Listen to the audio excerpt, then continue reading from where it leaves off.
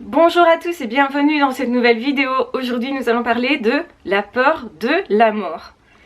Et oui, il y a beaucoup de personnes qui en ont peur et moi je constate qu'en fait je suis tout l'inverse. Je n'ai pas peur de mourir, je n'ai pas peur de la mort des autres non plus. Et ça peut surprendre énormément. Il ne faut pas faire l'amalgame entre ne pas avoir peur de perdre quelqu'un, donc de voir quelqu'un mourir parce que ça fait partie de la vie, et ne pas aimer cette personne. C'est quelque chose de très différent. Donc autant j'aime la vie, donc je ne souhaite pas mourir, en tout cas pas maintenant, parce que j'estime que j'ai encore beaucoup de choses à accomplir sur cette terre. Je pense même que moi j'irai jusqu'à un âge plutôt avancé, j'ai toujours pensé ça. Et donc du coup c'est comme si j'avais la connaissance que pour moi, le chemin allait encore être long et que j'avais du temps justement pour réaliser beaucoup de choses. Malgré tout, j'ai toujours cette impression que je n'aurai pas le temps de réaliser tout ce que je veux faire sur cette terre.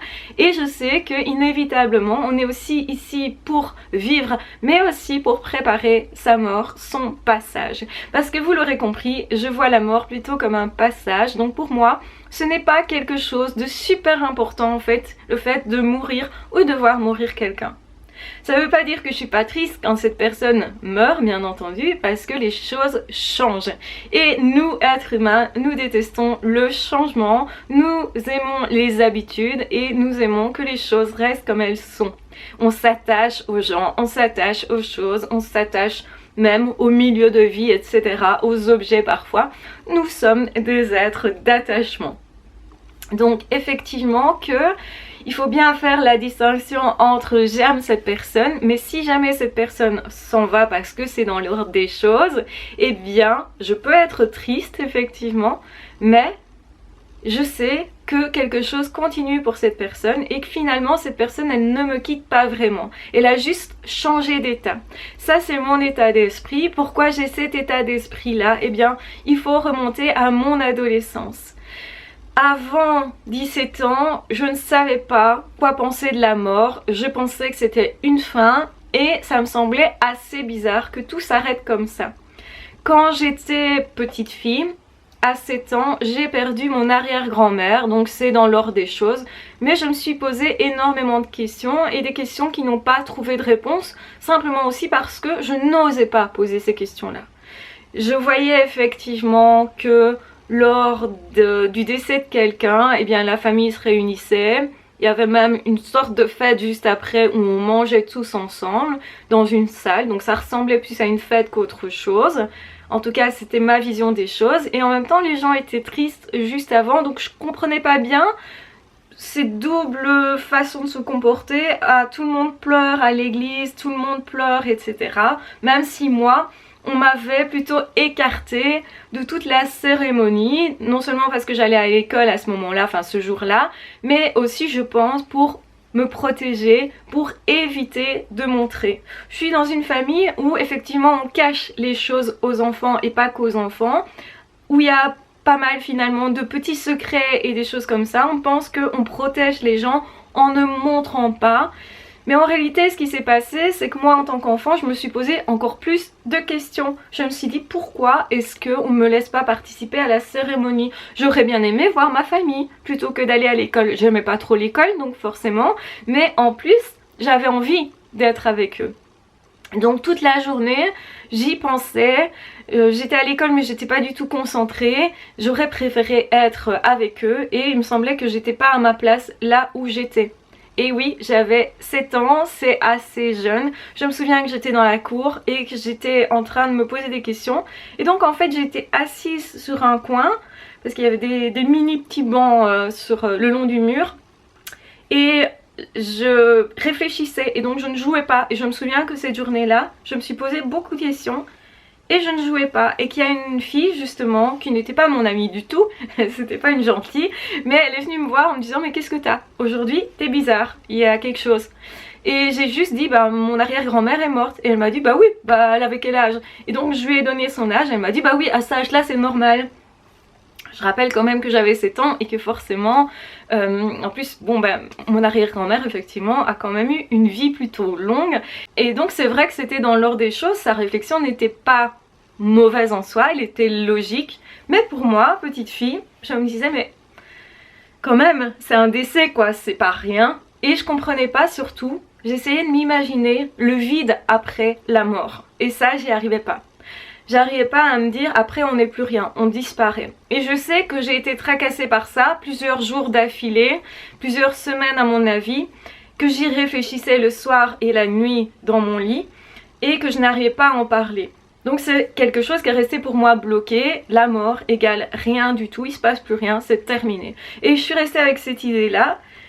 Et je ne l'acceptais pas vraiment parce que ça me semblait pas logique. Je me disais mais je suis en train de penser moi et il faudrait que j'imagine que tout d'un coup j'arrête de penser que c'est terminé, qu'il se passe plus rien. Et ça j'arrivais pas parce que j'essayais de me projeter moi en me disant mais qu'est-ce qui va arriver quand moi je vais mourir.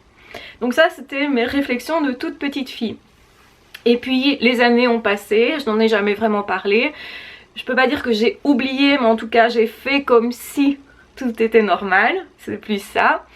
Et du coup j'ai continué d'avancer et de me dire ben oui finalement la mort il se passe plus rien derrière.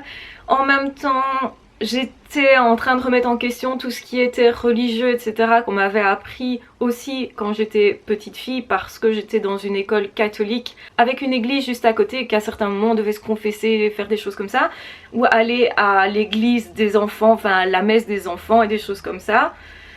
Donc je me disais mais qu'est-ce que c'est que cette mascarade, ces cérémonies là, qu'est-ce qu'il y a derrière? Je comprenais pas en fait le lien et il me semblait qu'il y avait rien derrière puisque il y avait rien derrière la mort, je comprenais pas.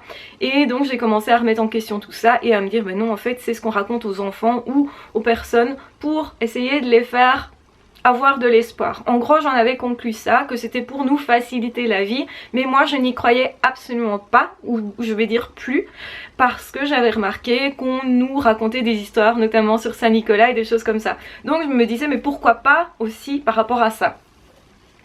Et donc j'étais plutôt on va dire, je ne croyais plus en rien, et je croyais pas non plus que la mort ouvrait sur quelque chose en fait.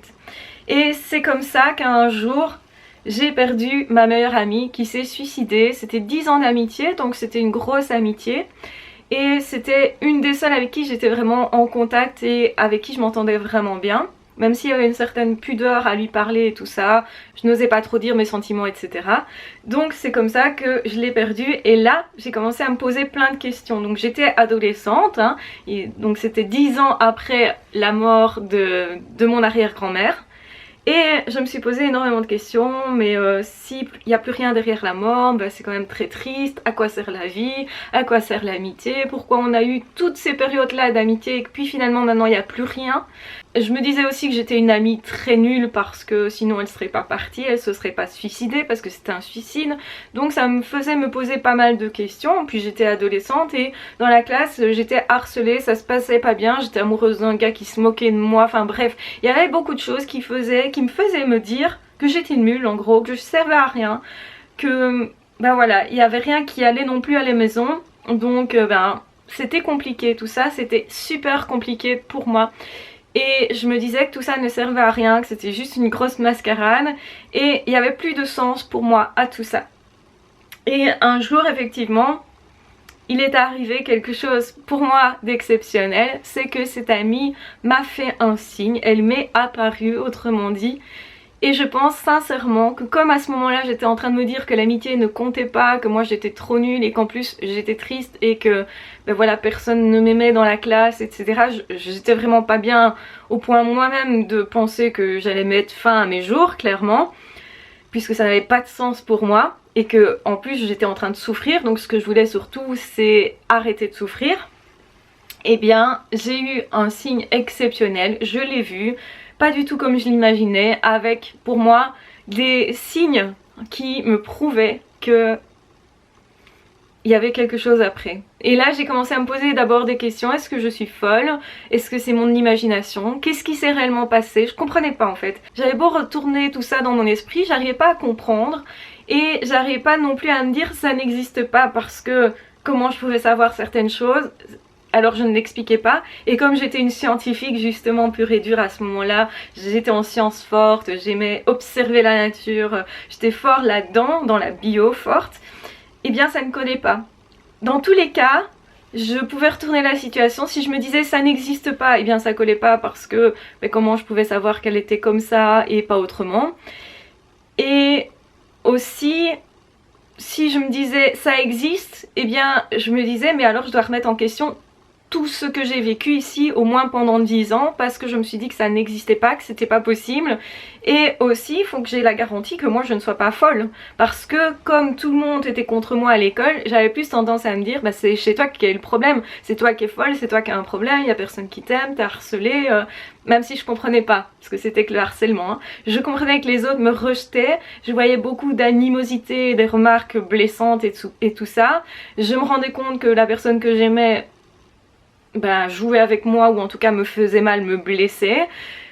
Et je n'arrivais pas non plus vraiment, j'avais des amis mais pas très proches quand même, donc je n'osais pas me révéler, me dire ce que je vivais, donc je gardais beaucoup de choses pour moi. Du coup je peux pas dire que j'avais de bonnes relations tout court.